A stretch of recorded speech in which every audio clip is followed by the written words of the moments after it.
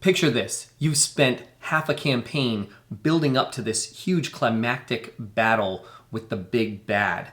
The players in your campaign really hate this enemy, especially the paladin who has sworn an oath of enmity against them. At a late stage of the battle, the paladin comes up and lands a massive divine smite on this foe. But it doesn't drop them. Instead, the wizard, who just recently joined the party and doesn't really have a lot invested in this battle, comes up after the big divine smite with their dagger and plink, 3 points of damage, the enemy dies. Kind of anticlimactic, isn't it?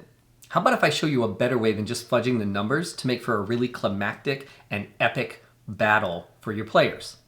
First thing we're going to do is we're going to stop doing what most DMs do, which is using the average hit points for the stat block that they find in the monster manual or in the supplements. Let's say our big bad is a mage. That has 40 average hit points. Most DMs are just going to take that number 40, they're going to put it on the stat card or whatever they're using for that stat block, and then as the players inflict damage on the enemy, they're going to subtract the hit points of damage from that number until they reach 0. The problem with that method is whatever takes them to 0 is what kills them. You can't really predict having this big epic moment where the paladin delivers a great one-liner and then unleashes their last spell slot and takes that enemy down, unless you do it differently. So what we're going to do is two things. Number one, we're going to stop using average hit points. Instead, we're going to look at the hit dice in that stat block. So for example, the mage stat block is 98. That means that any amount of hit points between 9 and 72 is an appropriate amount of hit points for a mage. So when you're tracking combat in your game, instead of writing down 40, write 9 to 72.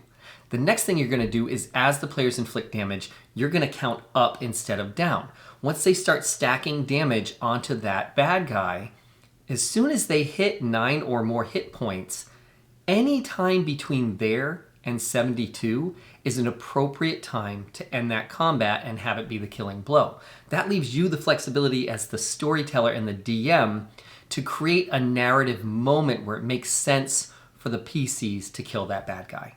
What's great about this is it not only allows you to make for epic moments, it also allows you to manage the player morale at the table. Maybe you've got somebody who just feels like their character hasn't been very effective lately. You can basically give them the killing blow on their turn. Maybe you have a new player and you're trying to instill a love for the game and some excitement in their first session. You can let them make the killing blow against the enemy. Or maybe you have a paladin who particularly hates this enemy and you want to give them the moment to deliver the one-liner and take them down. This allows you to adjust for mechanical problems in the encounter too. Maybe you made the encounter too easy and now your party's about to murk this big bad at the end of a big built-up campaign in a very anticlimactic way. Well, you've got a big range of hit points to work with now, so you can just wait until an appropriate dramatic moment for them to take them down and maybe make sure they get off 1 or 2 big hits or 1 or 2 of their best spells. Or maybe you made the encounter too hard and it's about to be the big bad's turn and they're going to unleash something that's going to TPK the party.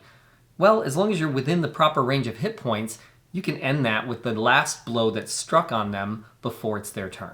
Either way, this is going to make for much more epic and dynamic encounters and give you some narrative control. Now I want you to drop in the comments and let me know how you make combat more epic in your game.